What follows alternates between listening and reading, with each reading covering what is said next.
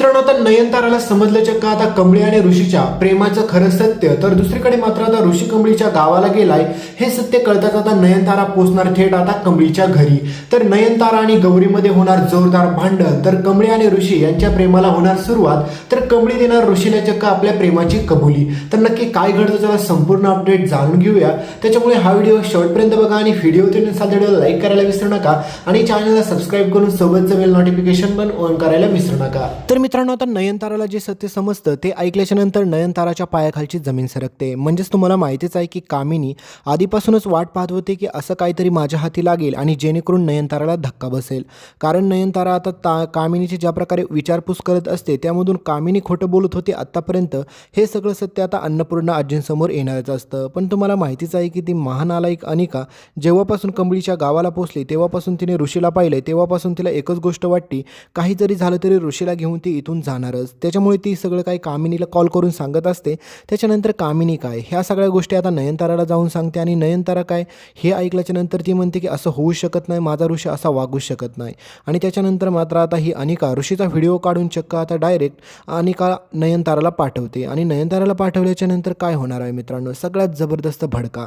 कारण की नयनतारा एवढी प्रचंड चिडते की सांगायलाच नको. ती स्वतःच्या घरी येऊन एवढा मोठा राडा करते काय बोलायलाच नको. दुसरीकडे आता रोहित त्याच ठिकाणी येऊन म्हणतो की आई मला माहीत होतं हा ऋषी असाच मूर्खासारखा वागणार आहे, त्याच्यामुळे तू त्याच्यावरती कंपनीची जबाबदारी टाकली, सगळ्या काही गोष्टी केल्या. मी तुला आधीपासून सांगत होतो की आपण घाई करतोय, त्याच्यामुळे ह्या ऋषीवरती विश्वास नव्हता ठेवायला पाहिजे.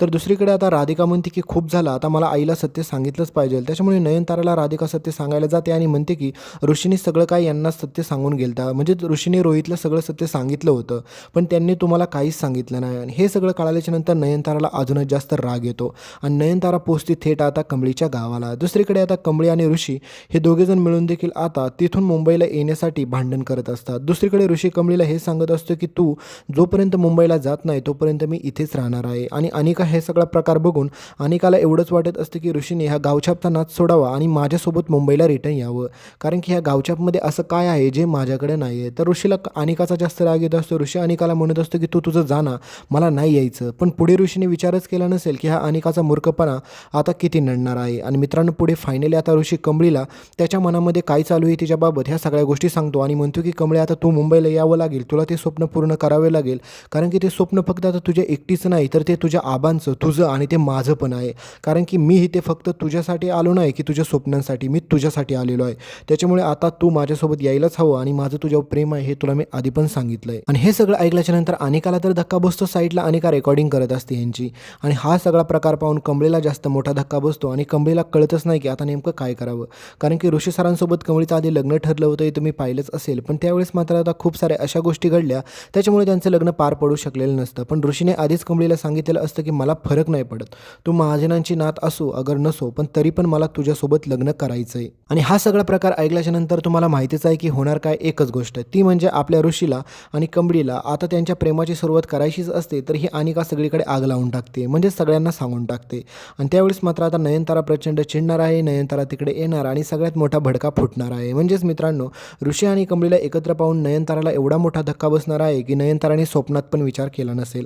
आणि मी तुम्हाला बोललोच होतो ना, ज्यावेळेस मात्र आपल्या अन्नपूर्णा आजींचा आणि गौरीचा कॉल चालला होता त्यावेळेस मात्र आपल्या गौरीला आणि अन्नपूर्णा आजींना दोघींना पण असं वाटत होतं, म्हणजेच आपल्या गौरीला तर सत्य माहीत आहे की अन्नपूर्णा आजींबाबत सगळं, पण अन्नपूर्णा आजींना माहीतच नाही की हीच त्यांची खरी मोठी सून आहे म्हणून ते.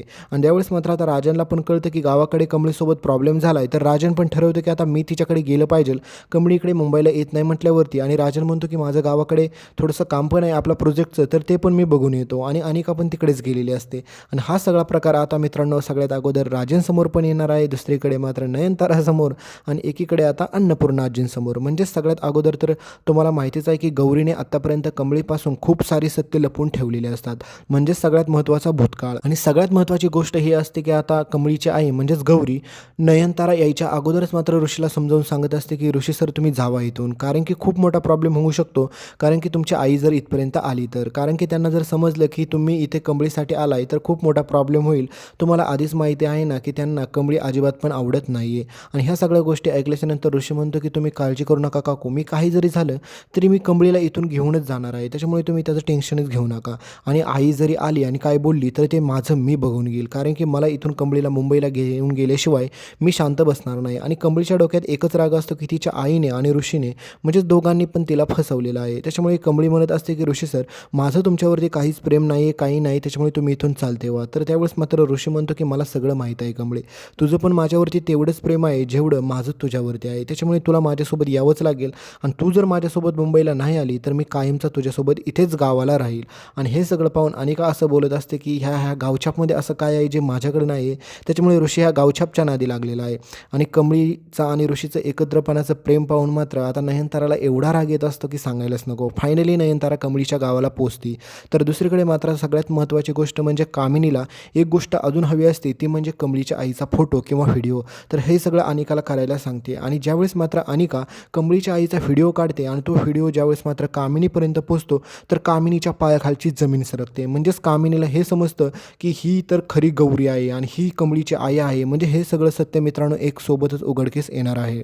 आणि हा सगळा प्रकार पाहिल्याच्या नंतर मात्र सगळ्यात महत्त्वाची बाब तर हीच ठरते, कारण की राजन पण आता गावाकडे प्रोजेक्टसाठी निघालेला असतो. म्हणजेच राजन म्हणतो की तशीच मी कमळीच्या आईची पण भेट घेतो आणि कमळीची पण भेट घेऊन येतो, कारण की तिला ह्या दुःखातून बाहेर काढलं पाहिजे. तिने आपल्यासाठी किती काय काय केले.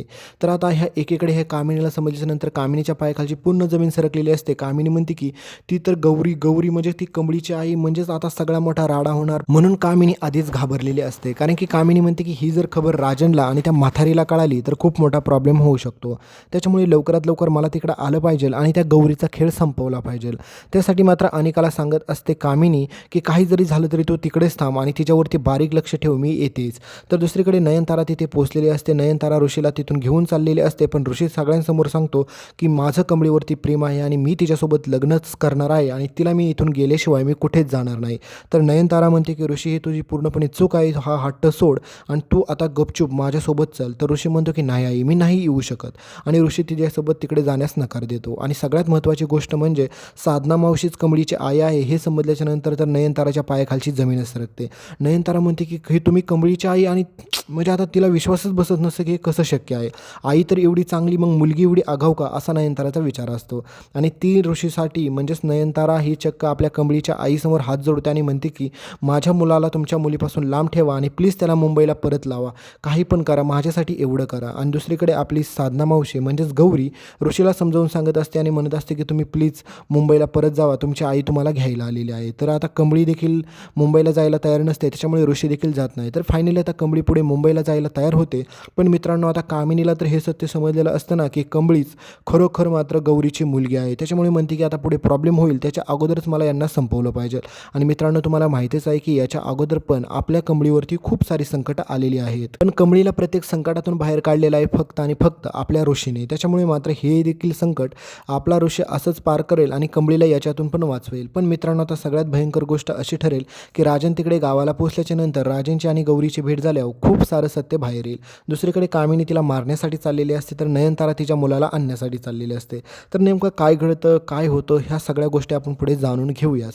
त्याच्यामुळे इथपर्यंत व्हिडिओ पाहिला असेल तर व्हिडिओ लाईक करा, चॅनलला सबस्क्राईब करा, सोबतचं बेल नोटिफिकेशन ऑन करायला विसरू नका.